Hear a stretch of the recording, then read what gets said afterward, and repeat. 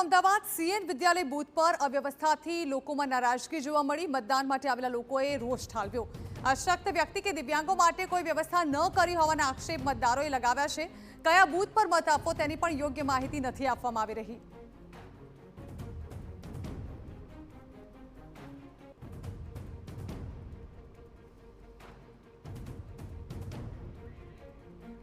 तो सीएन विद्यालय खाते आपवामां आवेला मतदान केन्द्रने लईने लोकोमां अव्यवस्थाने लईने रोष जोवा मळ्यो छे।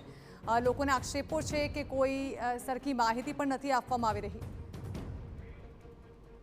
સ્થાનિક સ્વરાજ્યની ચૂંટણીનું મતદાન શરૂ થઈ ગયું છે। બપોર ધીરે ધીરે થતાની સાથે જ હવે જે મતદારોમાં છે કે જ્યાં આગળ ભીડ છે કે જે ઓછી જોવા મળી રહી છે અને જે મતદાન કેન્દ્રો છે કે ત્યાં આગળ લોકો મતદાન કરવા પહોંચ્યા છે। આપણી સાથે જે એક છે કે જે ચાલીને આવ્યા છે કે જે પગમાં તેમને તકલીફ હોવા છતાં પણ મતદાન કર્યું છે, તેમની સાથે વાત કરીશું। શું કહેશો, હજી ઘણા ખરા લોકો છે કે જે મતદાન કરવા પણ બહાર નથી નીકળ્યા, શું એક અપીલ કરશો આપે મતદાન હજી કોઈ હજી લોકો બહાર નથી ગયા અને એવી અપીલ કરવાની કે તમે મતદાન કરીને જાઓ, એ તમારી ફરજ છે, તમારો હકદાર છો, તમે તમારી સહાય છે। મતદાન એક ફરજ છે અને જેને લઈને જ લોકો જે છે કે જે મતદાન કરવું ખૂબ જરૂરી હોય છે। હું એક વખત દ્રશ્યો બતાવીશ કે અહીંયા કે જ્યાં આગળ સીએન વિદ્યાલયનું આ બૂથ છે કે જ્યાં આગળ એક મતદારોની એક ભીડ છે તે જોવા મળી રહી છે અને જેમાં મોટાભાગના સિનિયર સિટીઝનો છે કે જે જોવા મળી રહ્યા છે કે જ્યાં આગળ મતદાન કરવા માટે અત્યારે હાલ પહોંચ્યા છે। અહીં અનેક એવા સિનિયર સિટીઝનો છે કે જે ચાલી ન શકે, અશક્ત હોય તેવા લોકો પણ મતદાન કરવા માટે મતદાન કેન્દ્ર ઉપર છે કે જે પહોંચ્યા છે। મતદારો સાથે પણ એક વખત વાત કરવાનો પ્રયાસ કરશું કે જે બપોરનો સમય થયો છે છતાં પણ લોકોમાં એટલો ઉત્સાહ છે કે જે જોવા મળી રહ્યો છે કે શું કહેશો, તડકો આટલી ગરમી છે છતાં મતદાન કરવા આવ્યા છો, હજી લોકો બહાર નથી નીકળ્યા મતદાન? બહાર ક્યાંથી નીકળે? કોઈ પેલા ભાઈ હમણાં બે બહાર ગયા, જેને છે ને એને કોઈ નંબરની કે કોઈ એનો ભાગ નંબર કે રૂમ નંબર કશું નથી મળ્યું।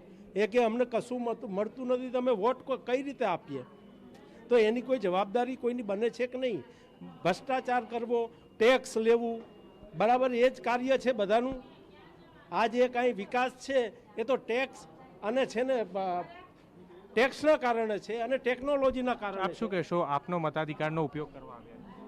ના મારે કશું જ કહેવાનું, કાકાએ બરોબર છે। મતદાર જે મતદારો છે કે જે મતદાનનો ઉપયોગ છે કે જે કરવા આવ્યા છે અને લોકોમાં એક રોષ છે કે તે જોવા મળી રહ્યો છે કે જે અહીં ઘણે લોકો છે કે તેમને કયા વોર્ડમાં આજે તેમને મત કરવું તે માટેની કોઈ પણ વ્યવસ્થા છે તે નથી કરી, એટલે એક રોષ છે કે જે અહીં સ્થાનિકોમાં છે તે જોવા મળી રહ્યો છે। કેમેરાપર્સન રોશન સાથે મિહિર સોની, TV9 અમદાવાદ। આ તરફ સુરતમાં 100% વોટની અપીલની વચ્ચે મતદારો મૂંઝવણમાં છે। કામરેજ ગામની રામદેવ સોસાયટીના રહીશો અવઢવમાં છે। મતદાન મથક અંગે રહીશો પાસે કોઈ જ માહિતી નથી।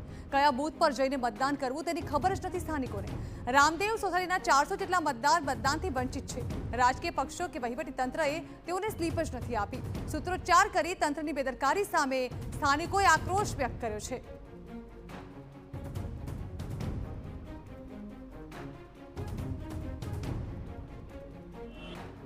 સ્થાનિક સ્વરાજ્યની ચૂંટણીનું મતદાન શરૂ થઈ ગયું અને આ બપોરનો સમય છે અને શાંતિપૂર્ણ મતદાન થઈ જાય તે માટે ખાસ શહેર પોલીસ કમિશનર અલગ અલગ જે ઝોન છે કે જે મતદાન બૂથ છે ત્યાં આગળ જે તપાસ જે છે તે કરી રહ્યા છે। આ દ્રશ્યો જોઈ શકાય છે કે જે બપોરનો સમય છે અને મતદારોને કોઈ પણ પ્રકારની તકલીફ ન પડે અને શાંતિપૂર્ણ વાતાવરણમાં આ મતદાન થાય તે માટે પોલીસ કમિશનર અલગ અલગ જે સંવેદનશીલ બૂથો છે ત્યાં આગળ તપાસ જે છે તે કરી રહ્યા છે। હાલ આ દ્રશ્યો જે છે કે જે જોઈ શકાય છે કે જે હાલ જે બહેરામપુરા વોર્ડ છે કે ત્યાં આગળ પણ જે મતદાનના જે તમામ બૂથો છે તે બૂથમાં કઈ રીતની વ્યવસ્થા છે તેનું ખાસ છે કે તે પૂછી રહ્યા છે। તમામ જે પોઈન્ટ ઉપર રહેલા પોલીસકર્મી છે તે લોકો સાથે સીધી જે વાતચીત છે તે કરી રહ્યા છે। ખાસ સંવેદનશીલ વિસ્તારોમાં કોઈ પણ પ્રકારે સુરક્ષાથી લઈ અને કોઈ પણ કચાશ ન રહી જાય તે માટે ખાસ છે કે તે તકેદારી છે તે કરવામાં આવી રહી છે। આપણે સીધા જ વાત કરશું। સર, ખાસ કઈ રીતની તકેદારી છે તે રખાઈ રહી છે સંવેદનશીલ વિસ્તારોમાં? ઇલેક્શનમાં મેઇન કામ જે પોલીસનું હોય છે કાયદો અને વ્યવસ્થા જાળવવાનું। આપણા મતદાન બરાબર વ્યવસ્થિત રીતે ચાલી રહ્યા છે, લાઈનો વગેરે લગાડવાની અને કોઈ લો કાનૂન હાથમાં નહીં લે એ રીતેના આપણે પોલીસની વ્યવસ્થા છે। Police, home guard, paramilitary force, SRP વગેરે બધા ખડે પગે છે। એ લોકો ગઈકાલે જ આવી ગયા હતા અહીંયા અને જે કોઈ મતદાન મથકો હોય અને રાતમાં પણ ત્યાં જ રોકાવાનું અને સવારેથી જ બધું આ જે ઇલેક્શન પ્રોસેસ છે એમાં આપણે બધું વ્યવસ્થિત સિટીમાં બહુ વ્યવસ્થિત ચાલી રહ્યા છે. સાહેબ, કોઈ ફરિયાદો મળી હોય કે એમ ખાસ? નહીં, અત્યાર સુધી તો એક પણ ફરિયાદ આવી નથી. મોટા ભાગે જે ફરિયાદોના ઇસ્યુ હોય છે એ બપોર પછી સાંજના ભાગે હોય છે. અત્યાર સુધી બરાબર વ્યવસ્થિત ચાલી રહ્યું છે. કયા કયા વિસ્તારોમાં આપે બૂથ વિઝિટ કરી અને જ્યાં આગળ વ્યવસ્થા આપણે ફરી રહ્યા છીએ. આ શાહીબાગ છે, બાપુનગર છે, શાહપુર છે, કાગડાપીઠ, દાણી લીમડા વગેરે બધા આપણે ફરી રહ્યા છીએ. આ બાજુ બપોર પછી પહેલી બાજુ ફરવાના છીએ. ચોક્કસથી કે જે તમામ વિસ્તારો છે કે જે શહેરના પૂર્વ હોય કે પશ્ચિમ વિસ્તારો, ત્યાં આગળ પોલીસ કમિશનર GS મલિક દ્વારા સતત મોનિટરિંગ છે તે કરવામાં આવી રહ્યા છે અને શાંતિપૂર્ણ માહોલમાં મતદાન છે તે થઈ રહ્યું છે. કર્ણપ્રસન્ન રોશન સાથે મિહિર સોની, TV9 અમદાવાદ. તો આ તરફ રાજકોટ વોર્ડ નંબર 4માં બોગસ વોટિંગ થતું હોવાનો કોંગ્રેસે લગાવ્યો છે આક્ષેપ. કોંગ્રેસ નેતા મહેશ રાજપૂતે આ અંગેના ગંભીર આક્ષેપો કર્યા. શાળા નંબર 77માં મહિલાના નામે અન્ય મહિલાએ વોટ નાખ્યાની ફરિયાદ કરવામાં આવી છે. જરિયા સુગરવાલા નામની મહિલાનું મતદાન થઈ ગયું હોવાનો ચૂંટણી અધિકારીએ દાવો કર્યો છે. જોકે મહિલાએ વાંધો ઉઠાવતા પ્રિસાઇડિંગ ઓફિસરે માફી માંગી.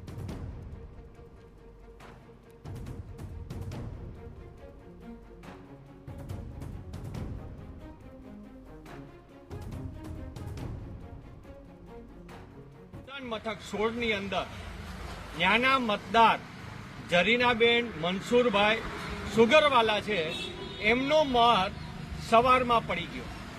કઈ રીતે પડી ગયો?